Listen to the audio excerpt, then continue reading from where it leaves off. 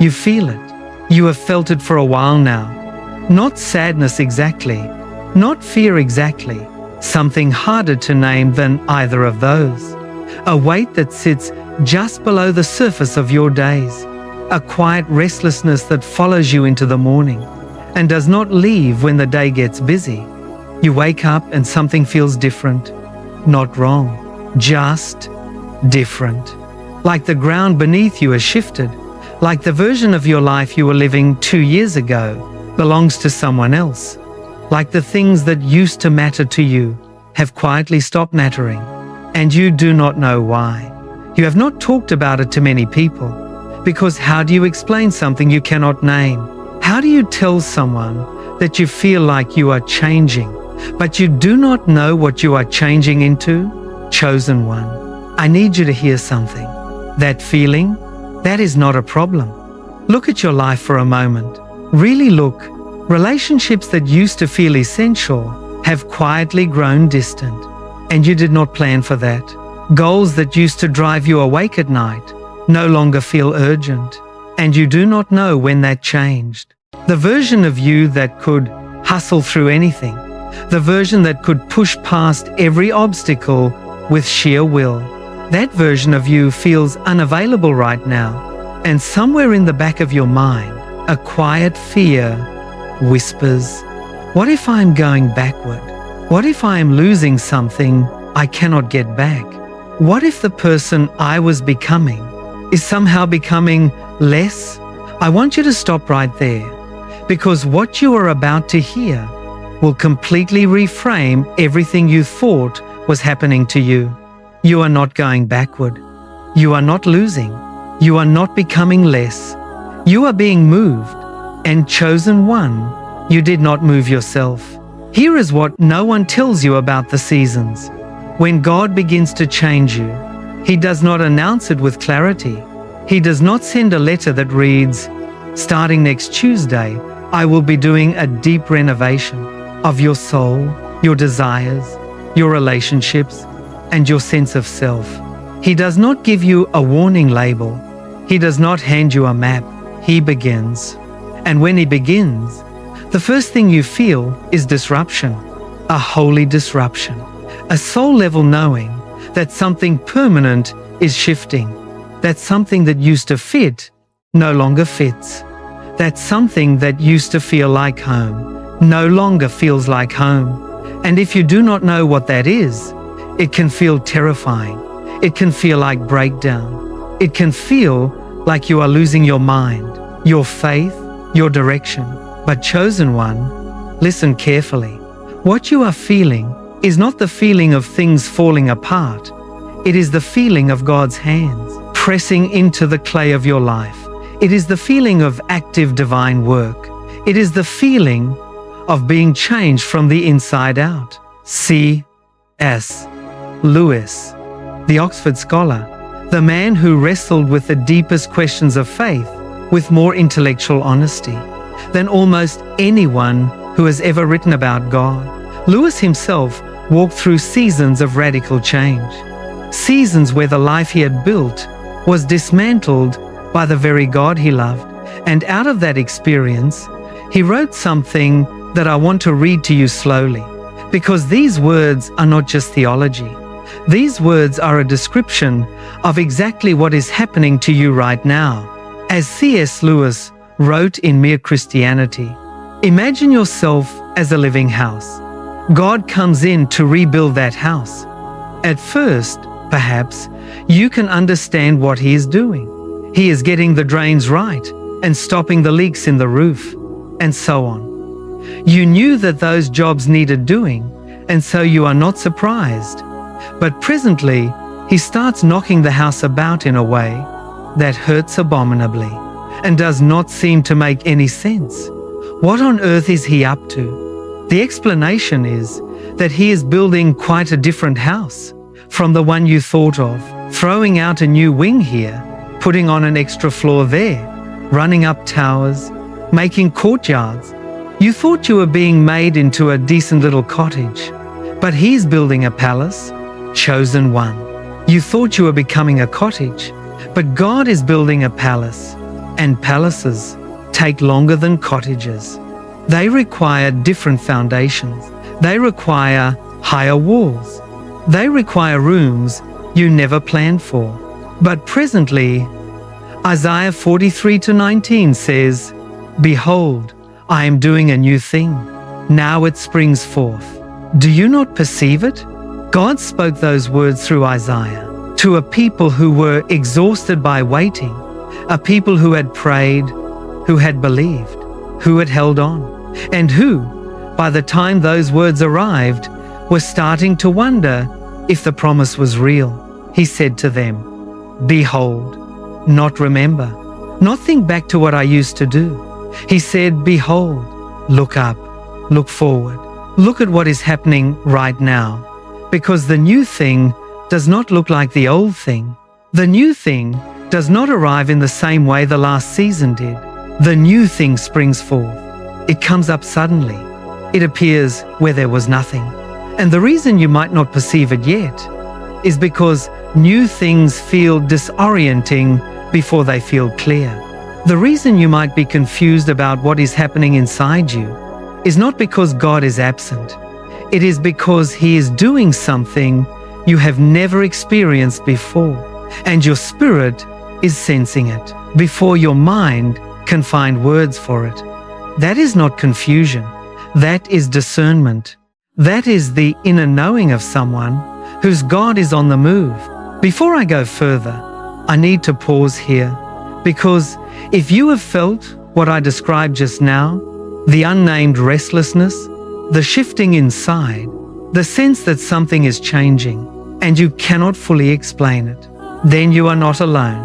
There are thousands of people watching this message right now who feel exactly what you feel. And God brought every single one of you here for a reason, not by accident, not by the algorithm, by His intention. So right now, I want you to do something for me. Go to the comments and type, "I am ready." Not because you feel ready, not because the process is over, but because in faith, before you understand everything, you are declaring to heaven that you trust what God is doing in you. Type "I am ready" below right now. Let heaven hear it. Let the person sitting next to you in this comment section know they are not alone, because they are not. And neither are you, chosen one. Neither are you. I want to talk about the things that have been falling away, because I know you have noticed them. Friendships that used to feel like lifelines, that have gone strangely quiet. You did not end them. They just faded. Like a signal that was once strong, slowly losing connection, until one day you realized you had not spoken in months, and something in you wondered if it was your fault. Opportunities that seemed so certain, doors you were sure were going to open, that closed quietly without explanation. Versions of yourself that once felt natural now feel like costumes you cannot quite get back on. The hustling version, the version that needed constant affirmation, the version that could grind through anything on willpower alone. That version feels like someone you used to know, and maybe you have been grieving that person without realizing it was grief.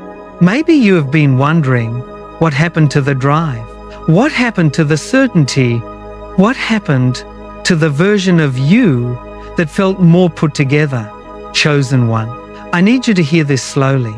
What is falling away is not lost. Here is the truth that will change how you see this season. The things that are falling away from your life right now are not falling because God dropped them. They are falling because they are finished. There is a difference between losing something and completing something. Loss is when something is taken before its time. Completion is when something has served its full purpose. A scaffolding is not lost when it comes down from a building. It was always temporary. It was always designed to support the structure, only for the season of construction. When the building is ready to stand on its own, the scaffolding comes down, and a person who did not understand construction might look at that and say, something is being destroyed. But the architect looks at it and says, we are ready for the next phase. Chosen one. The friendships that faded, some of them were scaffolding. The goals that lost their urgency, some of them were scaffolding. The version of you that operated out of striving and proving, scaffolding. And God is not destroying what fell. He is announcing, the structure is ready for the next phase. The Apostle Paul wrote something in 2 Corinthians 5:17 that most people read as a comfort verse, but it is actually a warning. If anyone is in Christ, he is a new creation. The old has passed away. Behold, the new has come. Read that carefully. The old has passed away. Not the old bad things only, not just the sin patterns and the broken habits. The old ways of relating, the old ways of needing, the old ways of processing the world through the lens of who you used to be. All of it passes, because the new creation requires new capacity. Think of it this way. You cannot pour water from the ocean into a thimble, not because the water is wrong, not because the thimble is bad, but because the thimble was not made to hold what the ocean holds. The old version of you, the version with the old wounds still open, the old fears still driving, the old need for approval still steering, that version could not carry what God is bringing. Not because you were not good enough, but because you were not yet large enough, and God, in His mercy, is making you larger. When God strips something away from your life, when He allows a relationship to end, a door to close, a chapter to complete, He is not being cruel. He is being a craftsman. A sculptor does not mourn the pieces of marble that fall to the floor. He does not pause the chisel and apologize to every chip and fragment. He sees the form inside the stone, and every piece that falls is a piece that was never the statue. Every piece that falls was always meant to come away. The statue was always there, hidden inside the block.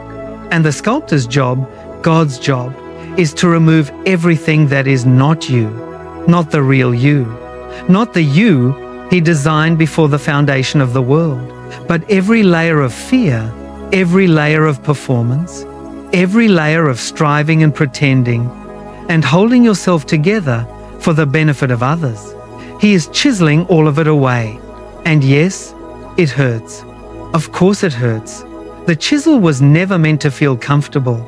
But when the work is finished, what stands will be unmistakably you, the real you, the one He always saw. I want to ask you something gently.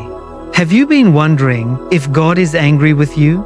Have you been searching your past, trying to find the thing you did wrong that caused this season to feel this way?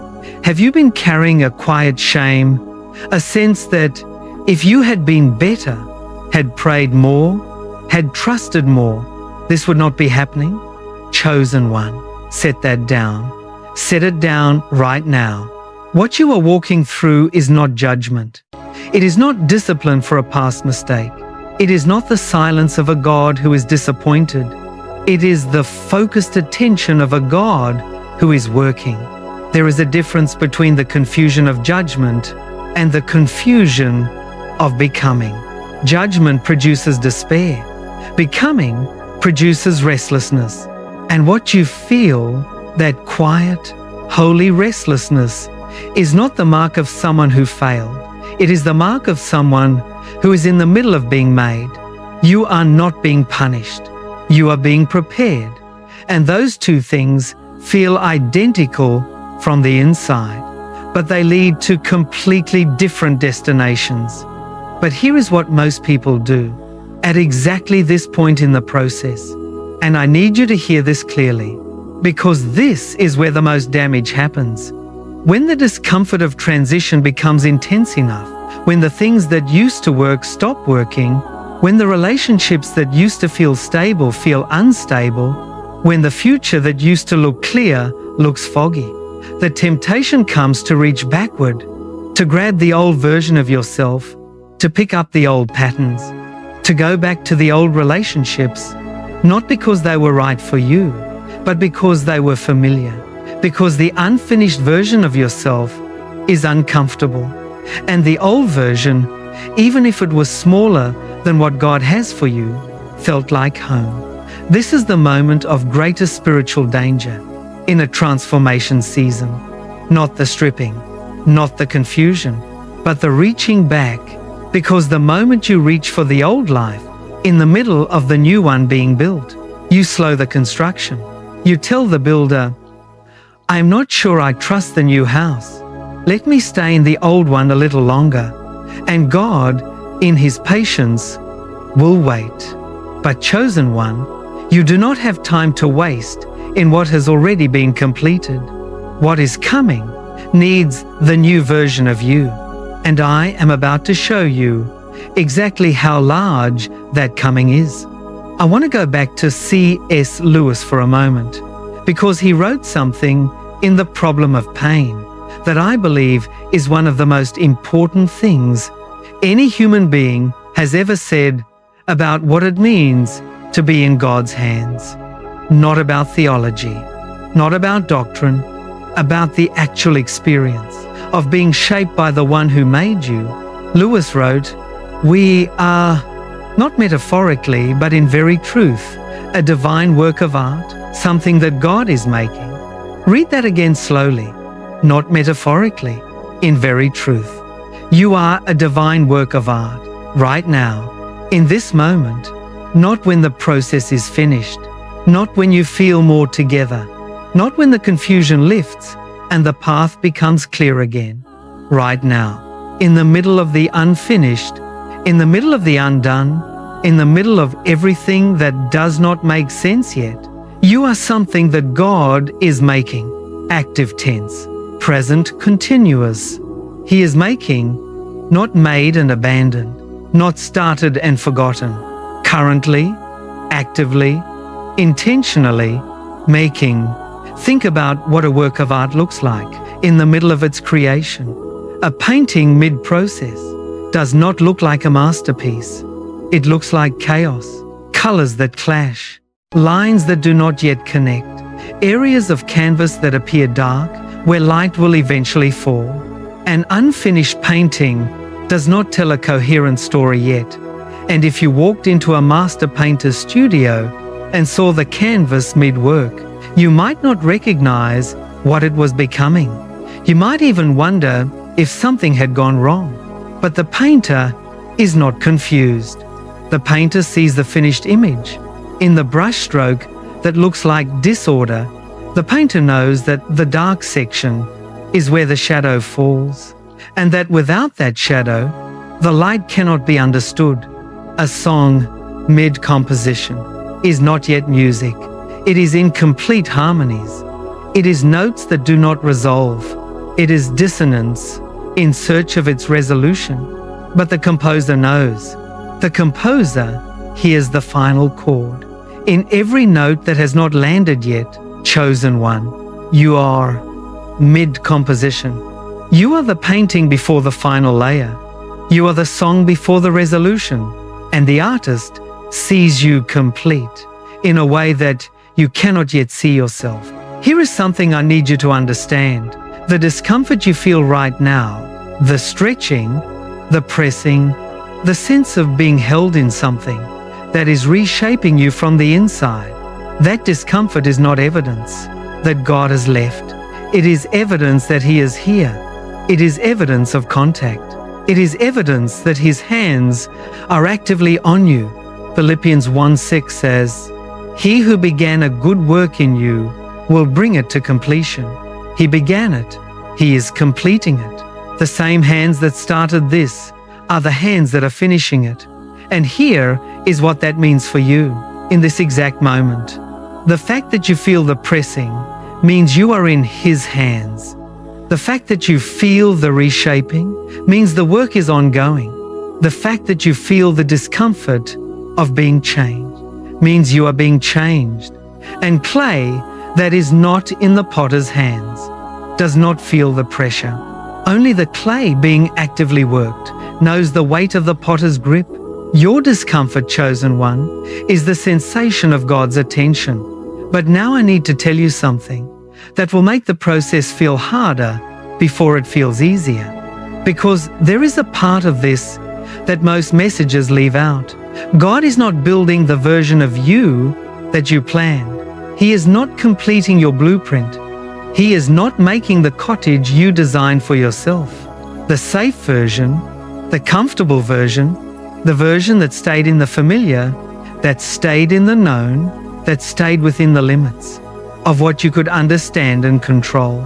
He is building something else entirely, something larger, something that requires rooms you never drew, something that requires foundations you would not have known how to lay yourself. And here is why that is important. If you spend this season fighting the blueprint He is using and trying to reinstate the one you planned, you will exhaust yourself. You will spend your energy arguing with the architect about a design he already knows is too small for you. The version you planned for yourself was designed by someone who had not yet seen what God sees.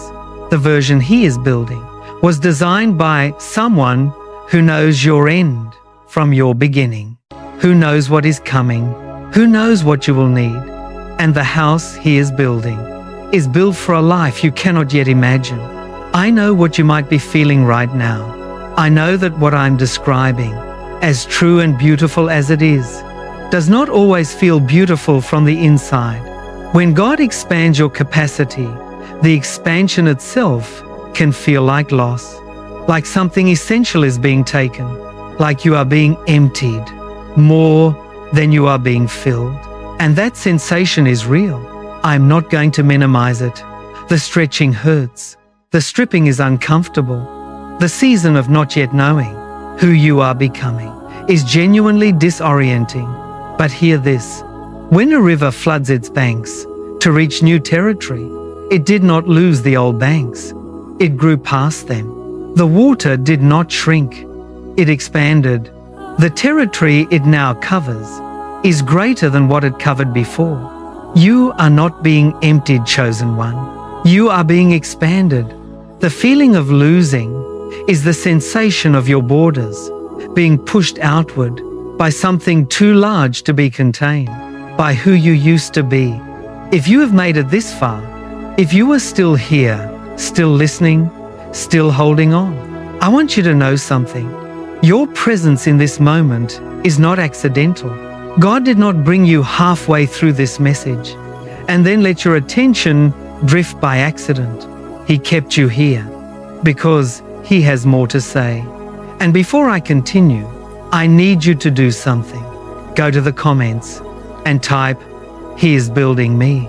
Not as a performance, not as a religious phrase, but as a declaration of what is true, even before you can fully feel it. Because faith is not the feeling of certainty. Faith is the act of declaring the truth before the evidence is visible. And the truth, right now, in the middle of everything you cannot explain, is that God's hands are on you. He is building you, not breaking you, building you. Type "He is building me" in the comments below.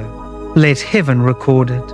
And let the chosen ones sitting next to you in that comment section know that they are not alone in this process, because they are not.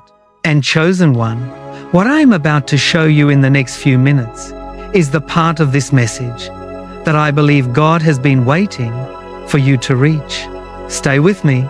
I need to tell you something. That might be the most important thing you hear in this entire message. The prayers you prayed, the ones that felt unanswered, the ones you repeated until the words felt hollow, the ones you eventually stopped praying because the silence became too much. Those prayers were not wrong. They were not small prayers. They were not faithless prayers. They were real petitions from a real heart that genuinely believed and genuinely asked. But God, who sees what you cannot see, who knows the territory your life is heading toward, looked at what you asked for and decided to give you more, not less, more. The breakthrough you prayed for was real, but the version of it he is bringing is larger than the version you requested. The relationship you asked for was real, but the depth of it he is preparing exceeds what you had the capacity to receive. When you first prayed for it, the door you believed would open was real, but the room behind it is larger than any room the version of you from 3 years ago could have navigated. God did not ignore your prayer. He expanded it. Here is the part of this that most people do not want to hear. The reason the process is taking this long is not because God is slow. It is not because he forgot. It is not because you missed a step or failed a test or did something that caused him to put the blessing on hold. The reason the process is taking this long is because what is coming is so large that the old version of you would not have been able to hold it. You would have dropped it, not out of bad intentions, not out of weakness of character, but out of sheer lack of capacity. Think of someone who wins a vast inheritance. Before they have learned to steward anything, the inheritance does not become a blessing. It becomes a burden. It becomes destruction, because the person was not yet built to carry what was given. God is not withholding from you, chosen one. He is building your capacity so that when what he promised arrives, it does not crush you. It completes you. Paul wrote in Romans 8:28, "We know that for those who love God, all things work together for good, for those who are called according to his purpose." All things, not the easy things, not just the moments of clarity and answered prayer. All things. The delays work together for good. The closed doors work together for good. The relationships that ended before you were ready for them to end, those work together for good. The season where God went quiet, where prayer felt like speaking into an empty room, that works together for good. The confusion of this transition, the disorientation of not yet knowing who you are becoming, the grief of what has fallen away, all of it. Every piece, every loss, every unanswered question, every midnight that stretched too long is working together towards something, toward a specific, intentional, purposeful good that God ordained before you were born. You are not wandering. You are not drifting. Every moment of your life, including this one, is being woven into something coherent by hands that do not make mistakes. I want to tell you about a kind of person that breaks my heart, not because they are bad, not because they lacked faith, but because of what they chose at the most critical moment. There are people who stood at exactly this point in the process, who felt exactly what you are feeling right now. The restlessness, the stripping, the sense of being in transition with no clear destination in sight.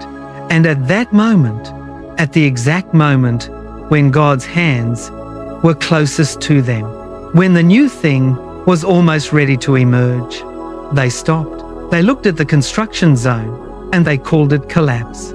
They looked at the unfinished and called it unworthy.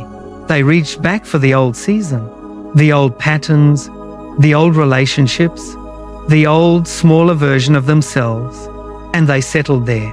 And God, in his patience, allowed it, because he does not force anyone to receive more than they choose to receive. But some of those people spent the next 5 years trying to rebuild the very thing that God had already been building. In that season they walked away from. Chosen one. You are not that person. You are still here. You are still in the process. And that means the window is still open. So I need to say this with all the tenderness and all the directness I have. Do not leave this process early. Do not mistake the discomfort of becoming for the pain of destruction. Do not reach back for the old season, because the new one is not yet finished. Because here is the cost of leaving early. If you retreat now, if you step back into the old version, the old comfort, the old way of operating, you will eventually feel the pull again.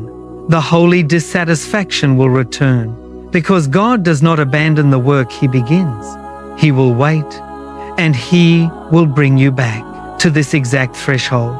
And the only difference is that by then, more time will have passed.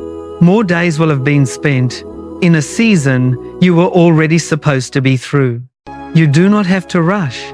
God is not asking you to push through in your own strength, but you do have to choose to stay. Stay in His hand. Stay in the process. Stay willing. That is all He asks.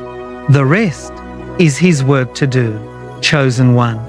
You are not at the end of your story. I need you to hear that clearly. This is not the ending. This is the middle. And God's stories, the ones He writes for the people He has set apart, always look most uncertain. In the middle is where the path disappears into the forest. The middle is where the way forward stops looking obvious. The middle is where the people watching from the outside begin to wonder if you made a wrong turn. But the middle is not the end. The middle is the most important part of the story, because the middle is where character is built. The middle is where roots grow deep, while everything above ground looks like winter. The middle is where God does His finest work, in the hiddenness, in the quietness, in the between. And if you are still here, still standing, still breathing, still believing, even when belief feels thin, you have not reached your ending. You are at your turning point. And what comes after a turning point is not more of the same. What comes after a turning point is what you have been in the middle for. Stay, chosen one. What I'm about to show you next is exactly what that turning looks like. C.S. Lewis wrote one more thing that I need to bring to you now. And this one, I want you to sit with, because it may be the hardest truth in this message, and also the most freeing. In Letters to Malcolm, C.S. Lewis wrote, "Nothing that has not died will be resurrected." Read that slowly. Nothing that has not died will be resurrected. Not some things. Not the things you choose to let go of. Nothing. If it is going to rise, if it is going to be made new, if it is going to become what God designed it to become, it must first go through the place of ending. Lewis was not speaking only about physical death. He was speaking about the death of versions, the death of old identities, the death of old ways of being in the world, the death of the self that was shaped by survival, by approval, by fear, by the exhausting performance of being enough for everyone who ever watched you. That version had to die, not because it was worthless, but because what God is raising up could not be raised from what was alive. The resurrection requires the dying first. And chosen one, if you are in the dying, the resurrection is closer than you think. I want to talk about what you are grieving, because I believe you are grieving something right now, even if no one around you would call it grief. You are mourning the version of yourself that used to feel more at home in the world, the version that knew how to navigate the relationships that have since gone quiet, the version that had a clear picture of where the path was going, the version that could pray with certainty, believe with ease, and trust without the weight of unanswered questions pressing down. That version is not coming back, and something in you already knows that. But here is what grief cannot always tell you. The version of yourself you are mourning completed its purpose. It carried you to this threshold. Every experience that version of you had, every relationship, every struggle, every season of joy, and every season of pain, was preparation, was accumulation, was the gathering of everything you would need to cross the threshold you are standing at right now. And at the threshold, you had to set it down, not because it failed, because it finished. And what is on the other side of the threshold is not built for the version of you that carried you here. It is built for the version of you that is still being built. Jesus said something in John 12:24 that is one of the most quietly devastating and quietly beautiful things he ever said. He said, "Unless a grain of wheat falls into the earth and dies, it remains alone. But if it dies, it bears much fruit. Chosen one." Listen to that. If it does not die, it remains alone. The grain that refuses to go underground stays exactly what it is. A grain. One grain alone. Unchanged. Unfruitful. But the grain that falls. The grain that goes into the ground, into the dark, into the place where nothing looks like growth.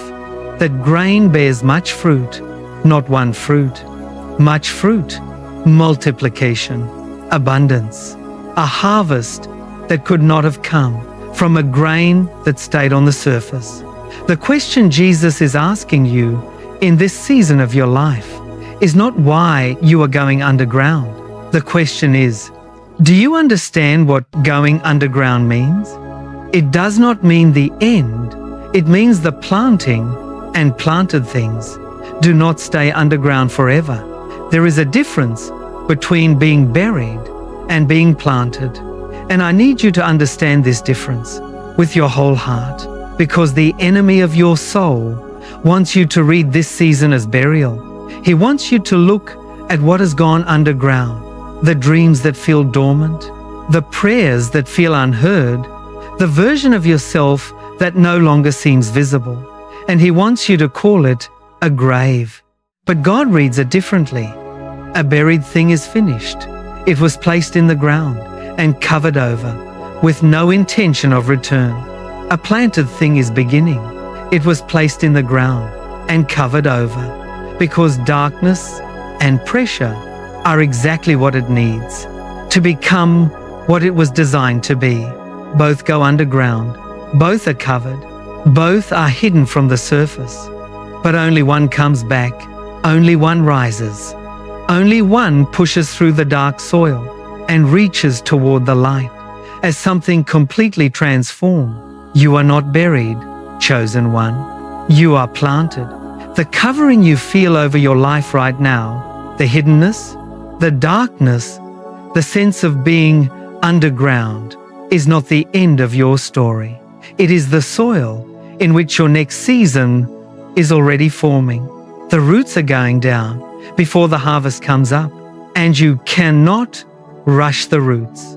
I want to stop here for a moment, because what I just described, the underground season, the place of hiddenness, the between of dying and rising, some of you are there right now, not metaphorically, actually there, in the dark, in the underground, in the place where you cannot yet see what is forming, where the roots are going down, but the growth has not yet appeared above ground.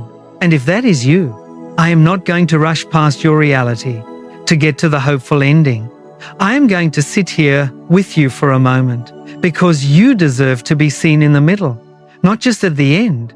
Go to the comments right now and type, "Not yet," not as defeat, as honesty, as the declaration of someone who is still in the middle and is choosing to stay in the process, even before they can see the outcome.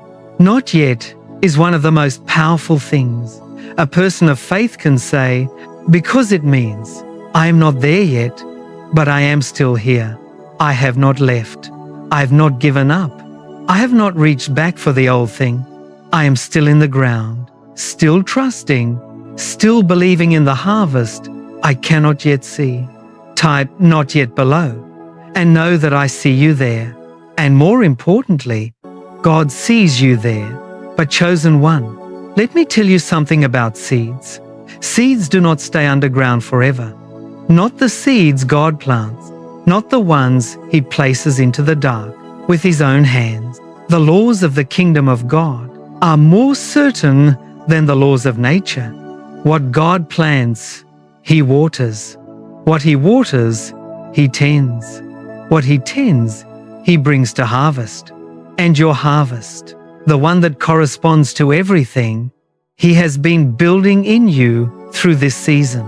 is not just coming, it is already forming, beneath the surface, beneath the visible, beneath what you can see on any given Tuesday, when nothing looks like it is moving. The roots are growing deeper than you know. The transformation is further along than you can feel from the inside. And the spring, the moment when what was planted finally breaks through the surface, is closer than the darkness has led you to believe.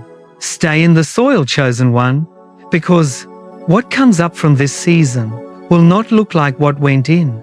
It will be larger, it will be stronger, it will bear the kind of fruit that only comes from roots that went this deep. And now, I need to speak to you directly, because what I am about to say in the next few minutes is the reason God brought you to this message today. Chosen one, I need to stop here. I need to put down everything else and speak to you directly, not in principles, not in theology, to you, in this season, in this moment, the one you are actually living, right now, not the life you planned, not the life you thought you would have by now. This one, the one with the unanswered questions, the one with the things that fell away, that you did not expect to lose, the one with the restlessness you still cannot fully name. This is the life God is looking at right now. And I need to tell you what He sees. He does not see confusion. He sees construction. He does not see a person falling behind. He sees a person being prepared. He does not see the delay. He sees the precision, and He has something to say to you right now, in this moment. Are you ready to hear it? Here is what God is saying to you right now. He is not changing you to make you smaller.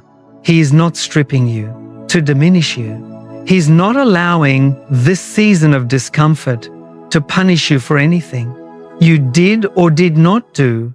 Every moment of the construction, every moment of the pressing and the reshaping is not punishment. It is investment. God does not invest in people He has given up on. God does not pour His attention into lives He has abandoned. The fact that He is working this hard on you right now, the fact that you can feel the depth of the change He is putting you through, is evidence, not of His absence, not of His disappointment, but of the magnitude of what He is preparing you to carry. He is not changing you to make you less. He is changing you because what is coming for you, the assignment, the platform, the relationship, the influence, the harvest, requires a version of you that is more than who you were, stronger, deeper, less moved by what used to shake you, more anchored than the old version could have been. He is not breaking you. He is making room for the more that is coming. And now I need to tell you something about the prayers you stopped praying, the ones that felt too far gone to keep believing in, the ones you quietly folded up and put away, not out of faithlessness, but out of exhaustion, out of the tender mercy of protecting yourself from another cycle of hope and disappointment. Chosen one. Do you remember that prayer? The one that felt too heavy to keep carrying? The one you prayed until you ran out of words, and then you just sat in the silence and hoped God could hear what you no longer had the strength to say? I need you to hear this. The change happening in you right now, the very season that has felt like the answer to nothing, is the answer to that prayer. Not the answer you expected, not the answer that came in the shape you drew, but the answer. God heard that prayer. He did not ignore it. He did not file it away under unanswered. He began a process, a long, deep, thorough, sometimes uncomfortable process of building the version of you that could actually receive what you asked for. And that process is this season you are in right now. You prayed for the breakthrough. God is building the person who can walk through it without being destroyed by it. C.S. Lewis wrote one final thing. I want to leave in your spirit today 4 words, 16 syllables, A sentence that contains more truth about your life right now than most sermons I have ever heard. He wrote, "Hardships often prepare ordinary people for an extraordinary destiny."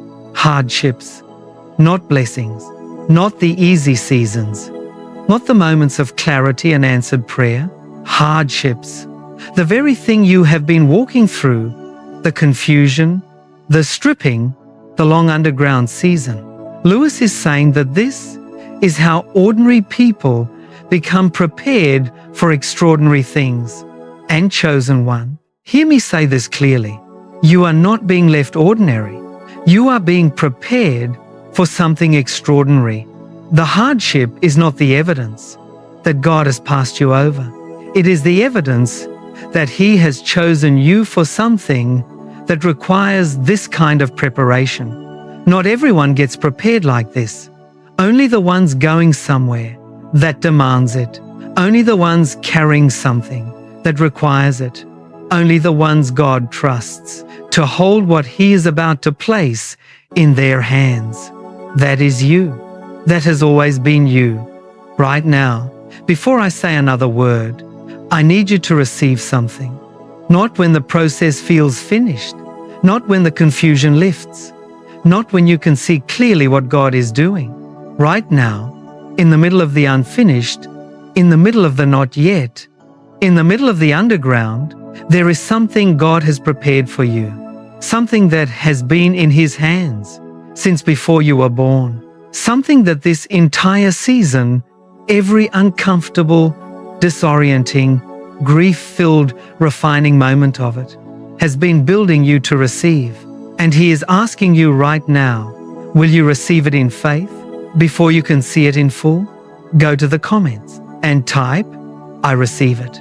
Not as a formula, not as a performance, as a declaration of faith to the God who is watching, as a statement to the spiritual realm that you are still in this, that you trust the builder, that you accept what He is building, even before you know the full scope of what it is. Type, "I receive it" right now, because faith that only acts when everything is visible is not faith, it is sight. And God is calling you to something deeper than sight. Chosen one. The person who started this message is not the same person who is hearing these words right now. Something happened while you listened. Something shifted. Not because of anything I said, because of what God was doing in the space between the words, because His Spirit was moving in the quiet moments between the sentences, because the same God who woke you with restlessness has been working in you throughout every minute of this message. You are not who you were when you pressed play. And that is not a small thing. That is the ongoing miracle of what God does in the lives of people who stay willing, people who do not run when the reshaping gets hard, people who do not reach back for the old version when the new one is still being formed. People like you, people exactly like you. You are not who you were, and that is exactly the point. We are almost at the end of our time together. Before we close, I want to leave you with something that is not information, not another principle, not another truth to carry in your mind. I want to leave you with an invitation, one that God has been extending to you throughout this entire message, an invitation to stop fighting the change, to stop arguing with the season, to stop spending your energy trying to understand every detail of a process that was always meant to be trusted rather than explained. The most powerful thing you can do right now is not to understand everything that is happening to you. It is to surrender to the one who does. You do not have to see the finished house. You just have to trust the builder. You do not have to understand every note of the composition He is writing with your life.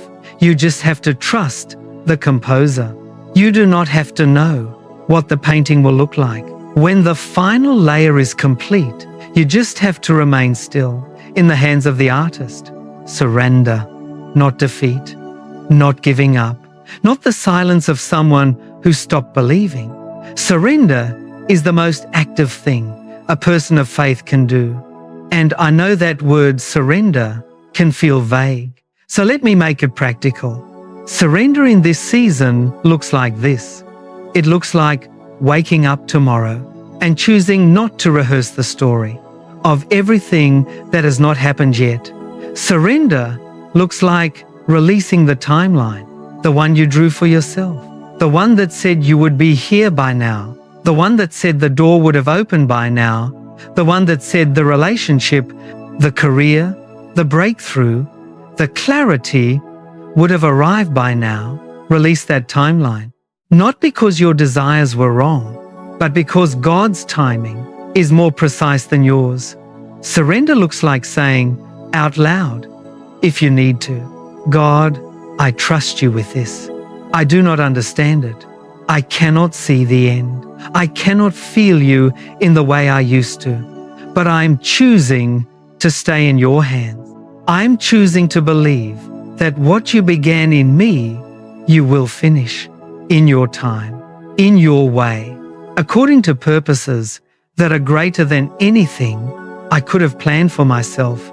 That is surrender, and that is the door through which every next season enters. And I want to say one more thing before we pray together.